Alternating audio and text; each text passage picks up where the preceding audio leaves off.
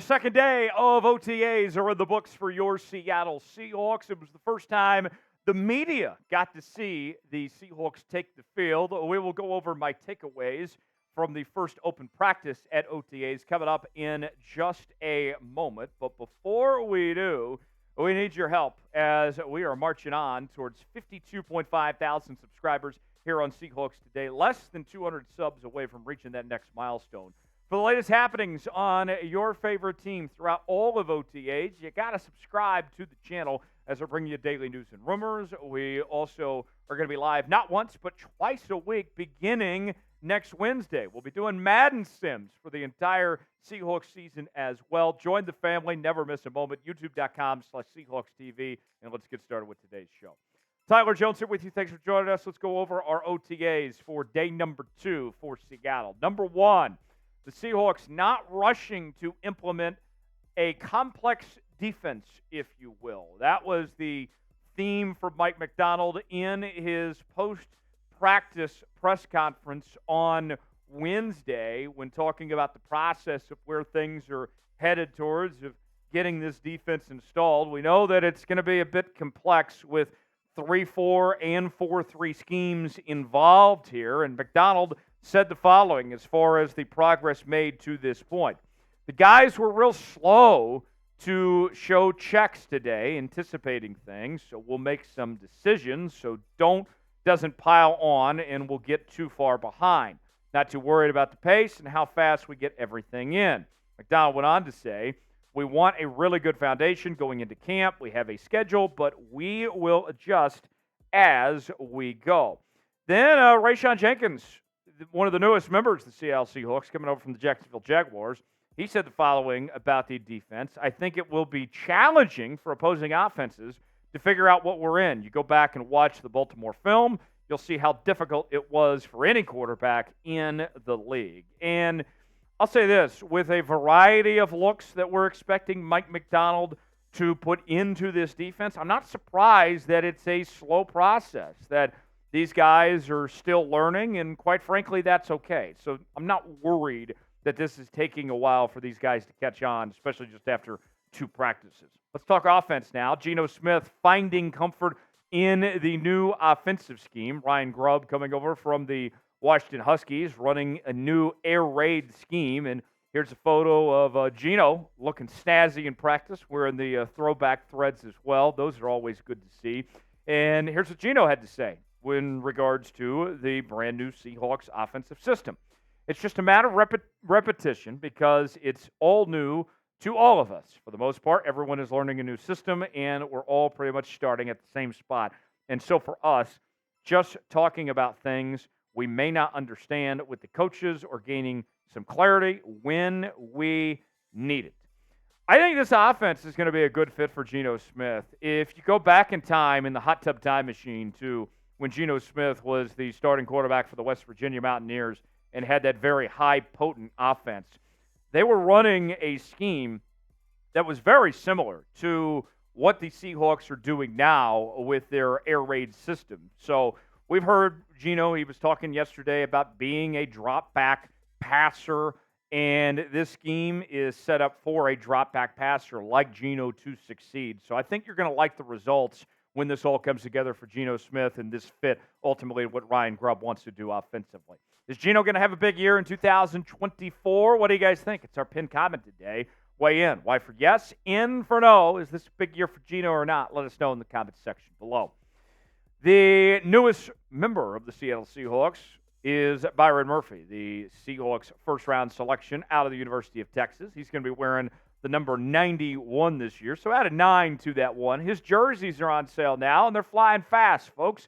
Get yours today, whether it's the home jersey, the road jersey, all sorts of different options to choose from. Men's and women's sizes available as well. Might stumble upon some free shipping. Father's Day, of course, coming up here in just a few weeks. Could be a good present for Dad. Go see for yourself. Check yours out now at chatsports.com/Murphy. The link is in the comments and description of today's video. Chatsports.com/Murphy to get yours today. All right, number 3 on our takeaways. Let's go back to the defensive side of the ball. That's where we find Devon Witherspoon, the second-year corner out of Illinois. Had a very impressive rookie campaign in 2023. Now looking to build upon that. And a lot of the conversation about this Seahawks defense is about Mike Macdonald building upon what we saw from Devon Witherspoon last season, taking things to the next level. And he's already caught the eye of Mike Macdonald. Macdonald said this in his post-OTA press conference yesterday. Where do I start? Great feel for the game. He picks things up really well, but just understands ball and plays at a really fast speed. At nickel, there's a lot of action in there, and so when guys have that type of skill set, you kind of get them around the action as much as possible. He'll do all the things. He'll blitz, play man, zone, play deep area of the field, so it's a fun position to play.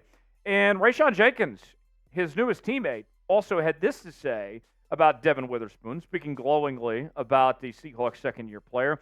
He's a really talented young player. For him to be not the biggest guy, he plays with a lot of heart out there. You can see it even here at OTAs. His breaking on the ball is elite, probably one of the best I've ever seen. So strong praise there from Rayshawn Jenkins in regards to Devon Witherspoon. And what was also fascinating to listen to, reading the reports coming out of OTAs on Wednesday, was that with the changing of the guard, if you will, in this Seahawks defense, Bobby Wagner's gone, Quandre Diggs is gone, Jamal Adams gone, Jordan Brooks, some of these veterans that have been there for a bit, that have been kind of the leaders of this team, if you will, the vocal guys. What we saw so far in OTA is that Devon Witherspoon is kind of taking on that mantle of being the vocal leader, if you will, of this Seahawks defense. That he's the guy, according to reports, that's the one bringing the juice, if you will. And not to mention, he's backing it up on the field with his performance. Even in Mike Macdonald's press conference, Devon Witherspoon was kind of chipping back and forth with Mike Macdonald, having a little fun. So good to see a second-year player already with the presence of a veteran, an experienced player, if you will. Devon Witherspoon, the de facto leader of this defense now heading into this year. And discussions, of course, will be not only the leader of this defense, but the best player on this defense. What do you guys think? Is Devon Witherspoon that guy now? Is he the best player on this defense, or is it somebody else? Leonard Williams is pretty good.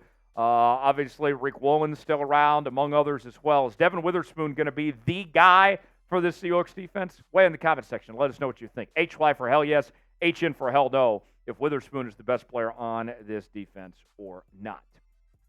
Another takeaway from what we've seen so far at OTAs on the offensive line, as expected, an advantage for the experienced group on the O-line, as the younger players, the likes of Anthony Bradford and Christian Haynes and others, are going to have to earn it. They're going to have to bypass the veterans first to earn their playing time. And this is the lineup that we saw for the most part on Wednesday. Charles Cross at the left tackle position. Laken Tomlinson, who the Seahawks signed for the New York Jets at the left guard spot. Olu Oluwatimi, the second-year player out of the University of Michigan. He was the youngest to get the majority of reps on the Seahawks offensive line. McClendon Curtis at right guard. And then at the right tackle spot, George Fant, who is in Seattle for his second tenure with this team. It's worth noting that Anthony Bradford and Abraham Lucas were out with injuries. And so this is the group that gets the advantage for now, and we'll see where things change. Speaking of Abraham Lucas still rehabbing the recovery on his knee, and we got an update from Mike Macdonald on Lucas's status. He said the following: "It's hard to tell. We're shooting for camp right now. Abe's getting at it, getting after it in rehab, so I'm proud of his efforts he's putting in." And I'll say this, depth going to be crucial, going to be very important for the Seahawks offensive line. We saw it last year with the injuries and how this group was so banged up right from the jump in week one when they lost Charles Cross and Abraham Lucas. And I am worried, about Abraham Lucas's knee being a lingering issue for this team and how much this goes on. Because here we are, a second year of these knee issues here, hoping and praying that Abraham Lucas is fully healthy and ready to go when training camp goes around.